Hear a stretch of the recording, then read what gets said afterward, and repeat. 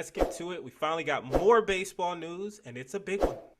A It's big a one. big The one big fish. because Jason has been hinting at something when it comes to Carlos Correa, and now we're getting some major news regarding him and his representation. It seems like Carlos Correa has gone to the dark side, and he's chosen Scott Boras as his new agent. Free agent shortstop Carlos Correa has switched agencies and is now a client of Scott Boras and the Boras Corporation. According to Mark Berman of Fox 26, Correa had previously been represented by the William Morris Endeavor. Going into the offseason, Correa was widely considered to be part of a two-headed top free agent class along with Corey Seager. Both offered similar appeal to prospective teams as both shortstops entered free agency at the age of 27 and offered elite production on both sides of the ball.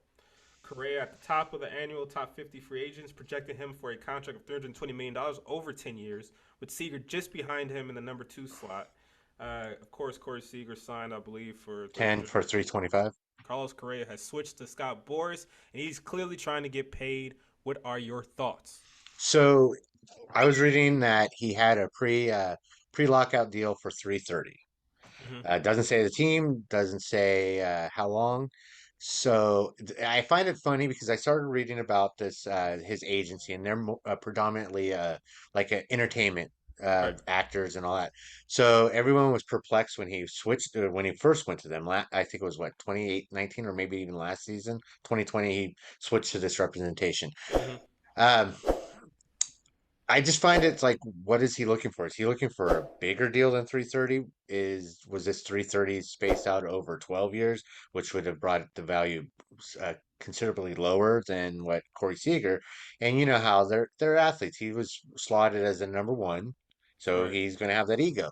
So, like I said before, there's something wrong with him.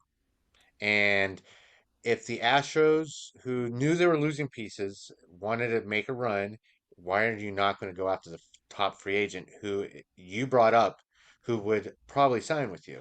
And when Right. they only offered him what was it like 6 years, 150 or something?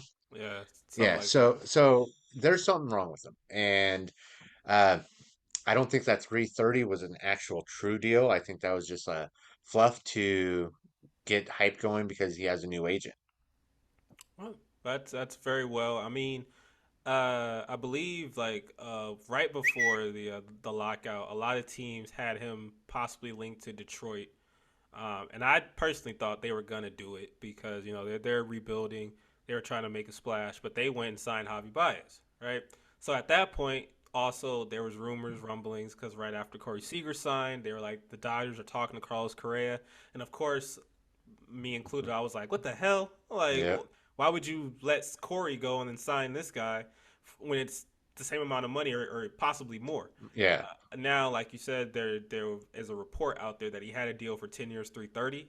Don't know what team that was, but I just want to say when it comes to his former representation, William Morris, you're correct. They do usually hire. I mean, they represent like actors and actresses and things like that. That leads me to believe that maybe he was trying to kind of make his brand bigger because that's a big thing. Yeah. A lot of these athletes are doing right now. Mookie Betts, I know he just signed a production deal to start to produce content. So I know that they're trying to do things like that. Maybe he just assumed that it wasn't working out. And obviously, once Corey Seager gets that deal and he's represented by Scott Boras, he's looking at it like, what the hell? If he Well, got so that, I'm lucky because Scott Boras don't play with the Angels, so I'm lucky. I'm out of this shit now. well, here's my concern. Of course, I was going to get to that, but Scott Boras has season tickets to the Dodgers. He's a regular at Dodger Stadium. For people who know, he's quite friendly with Andrew Friedman. He's quite friendly with Stan Kasten. He knows the lay of the land around LA. He is also representing Julio Urias. Now this is getting kind of real because to me, if you sign Scott Boras isn't just a great agent because he gets his players the top like money he can. He's a great agent because he does what a lot of agents don't do, and that's he'll watch every team and he'll look and see exactly what they need, and he knows what his roster of players is coming out in that free agent season. He'll be like, okay, you'll be a fit here, you'll be a fit here, and I think now with Scott Boras at the helm, everyone knows if you negotiate with him, nine times out of 10, you're coming out a loser. I haven't seen anyone kind of get a hometown discount, any Boris client at least. It seems like there's a little more smoke with the Correa to LA, rumors. However, I still say I don't see it in the cards. If he's trying to get $330 million, to me, it would make zero sense why the Dodgers decided not to pay Corey Seager and then go ahead and give $330 million to Carlos Correa or possibly more. The Yeah. only thing I can see, like I said, is that maybe his willingness to play third base. That's the only thing I can think where it makes sense because we know that Justin Turner's in the last year of his deal. They're going to need a third baseman. That's the only thing that can make it make sense. But even at that point, I still feel like, I mean, There's not what free agents next year shortstops you have what Danby Swanson's would be the youngest, I think. right? And then But Xander yeah, Bogarts. Xander Bogart, but doesn't he have a don't they still have a mutual like an option? No, I believe No, no, he's it's a for he's out. Yeah, yeah. yeah, he's out this year. So I mean, there isn't a lot, and then of course, I still say I don't understand what's going on with the Dodgers and Trey Turner. I know we're in a lockout right now, so who knows what's being talked about. But to me, I'm still in the mindset that you don't make that deal unless you feel like you can re-sign him. Yeah. So I don't know what's going on with that situation, but I think this adds a little more fuel to the fire of Correa to LA. However, I still don't think I still think it's like, what? It's highly unlikely. Right.